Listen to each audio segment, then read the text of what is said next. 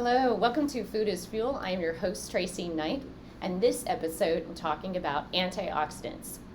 My company, Skinny South, for the longest time, 18 years, we developed, and how it all started was our protein cookies that were made with 11 antioxidant, anti-inflammatory spices. I'm going to go over those spices with you today. I am a holistic chef, author, and culinary teacher. Food science is my jam, and I am right now I'm getting my graduate certification from Harvard University in food science, gastronomie. So, without further ado, let's talk about anti-inflammatory spices. There are 14 I'm going to go over very quickly, and then I'm going to talk about what also slows down sugars in your body and how we're going to put all of this together. I have my notes, and I get my information from white papers, NIH, Harvard Medical, and so forth. So I'm bringing you the most accurate information, not only from my studies, but I want it the most accurate because it's the truth. And from what I see out there, there's a lot of question marks that I like to answer, and that's why I decided to start this podcast, because I kept seeing a lot of people at home creating videos where the information was inaccurate, slightly accurate, but not 100% accurate. And science is technically not always changing. It's basically we're learning about it, right? The things that we can do with it and how we can manipulate molecules and through heating processes and using things like baking soda and baking sugar, baking powder, and the different types of sugars in our foods, which will change molecular components of the food, and we can make fluffy cakes or cookies, right? And it's really interesting to me that you can use like the leavening agents in a cake, you can in a cookie, but the interesting thing is that one is flat and one is fluffy. How do we do that, you know? So on this podcast on Food is Fuel, we talk about food science, and we talk about the healthy part, little nits and bits of our foods and how we can use them to benefit our life. If you haven't checked out my other podcast, which I just uploaded, which is called Advantage Point, basically I am the unedited version of what's going on, because it's just, I don't have time to edit 45 minutes worth of material, neither do I want my team. However, there are some things that we do edit, like for the food podcast, I like to do little graphics and things of that nature. So, like for instance, turmeric, number one. A lot of people don't know what turmeric is. It is a root, and it contains curcumin, which is a powerful anti-inflammatory compound. It's best absorbed, activated, if you will, best absorbed with black pepper.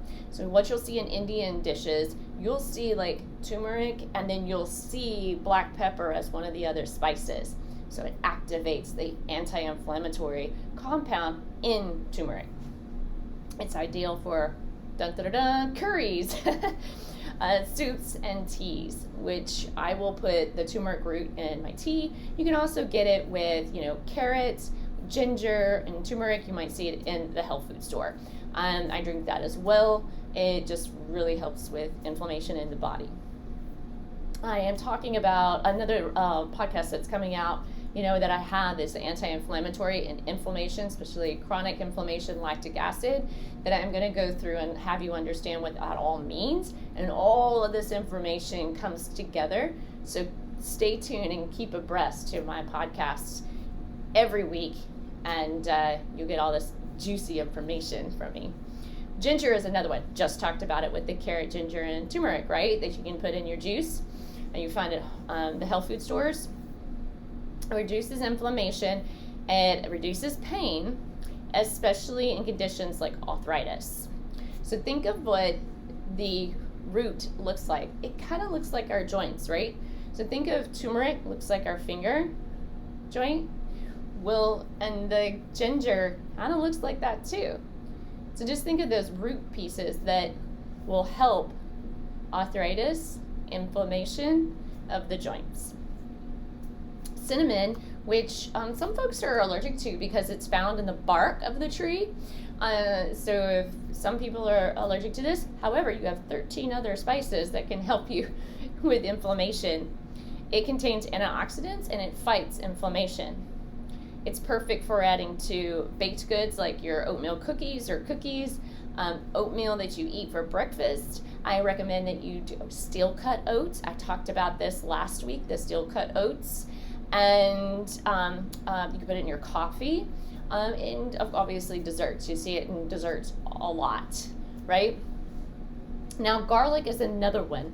Garlic is rich in sulfur compounds that combat the inflammation. Sulfur is also found in onion, right? And it's used in savory dishes, marinades, and roasted as a side. Now, allicin, ALLICIN, is what is the sulfur anti-inflammatory, okay?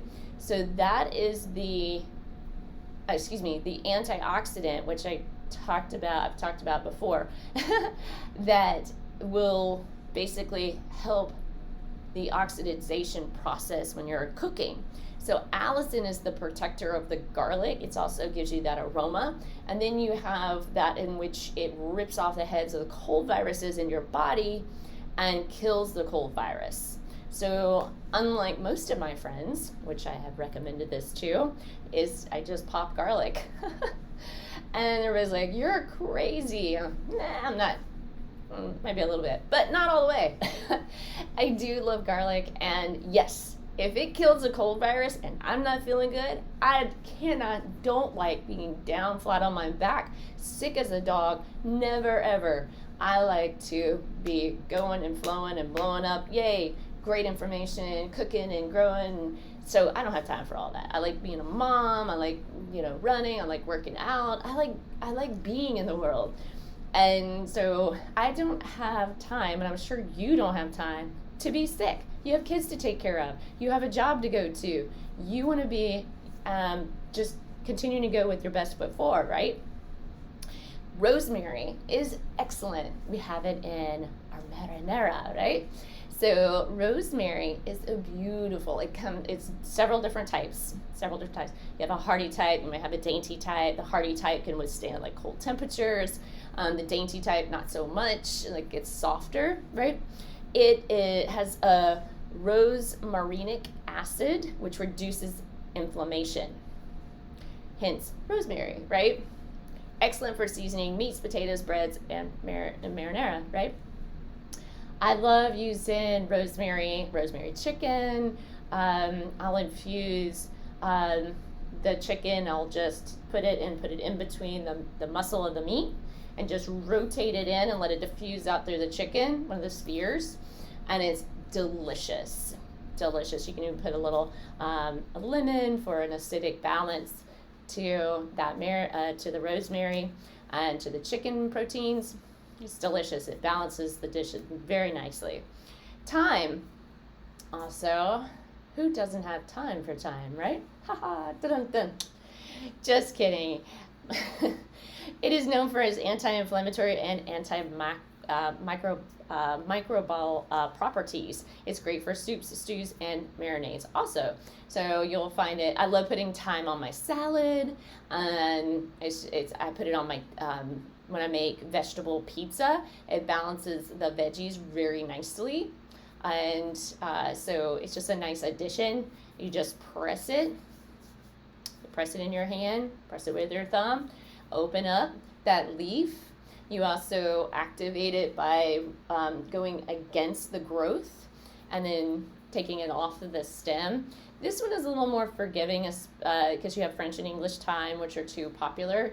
And you can use either one. Of course, you have more hardy one and then more of a dainty one.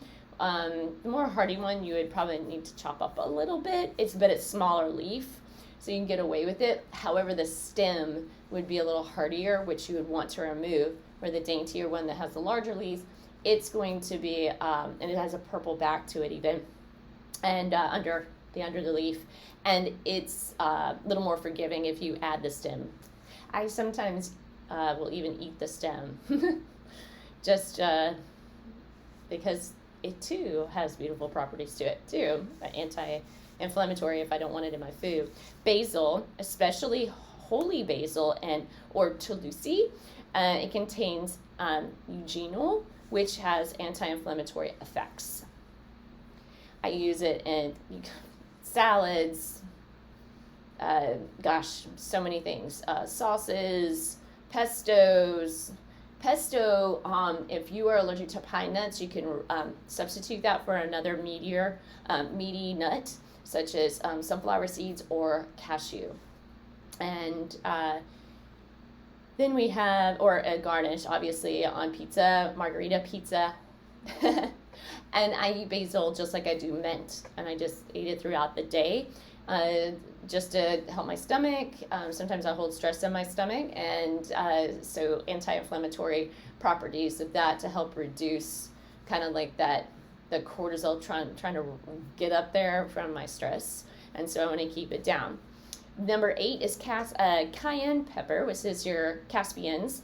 It helps reduce inflammation and pain. Actually, cayenne, the peppers in Mexico, believe it or not, shocking that they eat tons of peppers and have very small percentage of stomach cancer.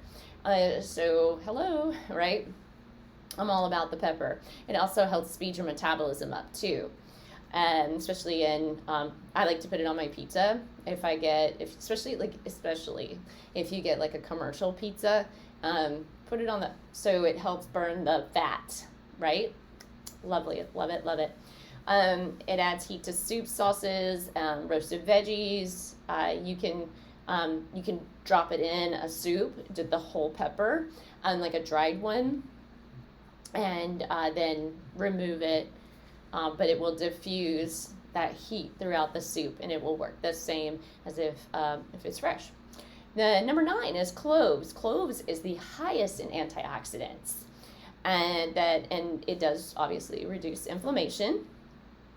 And it uses obviously you can have cloves in your tea. I use cloves when I need to substitute orange zest. I'll substitute it for cloves, especially if someone is allergic to orange. And so this gives it that orange flavor. But a lot of times I'll just replace the orange zest for an 1/8 a teaspoon, like a tablespoon of orange zest, 1/8 a teaspoon of cloves, and I'll substitute that just to get those antioxidant, anti-inflammatory properties. And that is one of the spices in the cookies. Oregano we actually put in the cookies as well, and oregano, I do a small amount of that because it is a peppery flavor. It contains thymol and carvacrol, if I say that right. It's carvacrol, and that is what fights inflammation.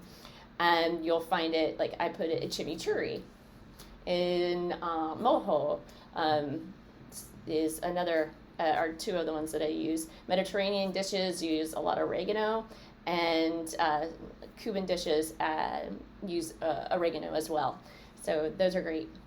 To learn from our different cultures around the world is excellent. So just don't try to contain yourself to one. Branch out to others, and you'll learn a lot more, because that's how this all started way back in the day when spices were traded, that they were traded and other dishes were created, right? Number 11 is parsley. I love the flathead Italian parsley. You have curly parsley. So the curly parsley that you see on the side of your spaghetti dish, you cleanse your palate with it, but it also helps calm the stomach juices down too, reduces inflammation or any stomach upset from maybe the acidic, and it balances the acidic in your stomach. It's rich in flavonoids and antioxidants with anti-inflammatory effects. Garnish, right? It's in salads, and you can blend in sauces.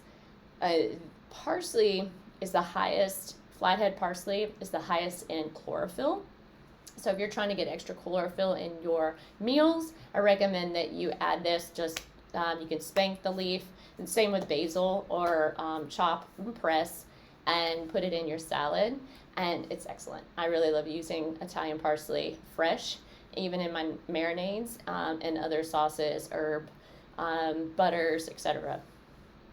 Number 12 is sage. It contains anti-inflammatory and brain-supporting compounds. You put it in everything. I make a butternut squash sage pizza with onion and olive oil base and some garlic. It's absolutely delicious. And you can also use it in stuffing and poultry, with chicken, and then sage tea. So think of all these. They can all be broken down into a tea. You heat it up, and it's going to change just slightly, but it's going to open it up. Okay, just the same as when you press it, you open it up, you press it before you put it into a tea as well. I just kind of eat, and you can eat it. Just eat on it all day if you want. Fennel, now that has a little licorice flavor to it, so not a lot of people are, big on fennel, but it's great with roasted veggies and soups and in salads. And fennel has that little, as a bowl with a feathery piece on top, and even the feather part is used and roasted, like you could put it over roasted veggies and give it that beautiful flavor. It has anethol, which is an anti-inflammatory. The last one is allspice. Because it has a flavor profile of cinnamon, nutmeg, and cloves, allspice is a unique and versatile spice with anti-inflammatory properties, derived from dried berries of the Pimenta dolca plant. So the benefits of allspice: it's rich in antioxidants and contains compounds like eugenol and quercetin that help reduce inflammation and fight oxidative stress. It does support bone joint health, and it helps alleviate symptoms. So when we're looking at the spice units, if you will, of anti-inflammatory, cloves, and then allspice. So it helps with symptoms of arthritis and other inflammatory conditions.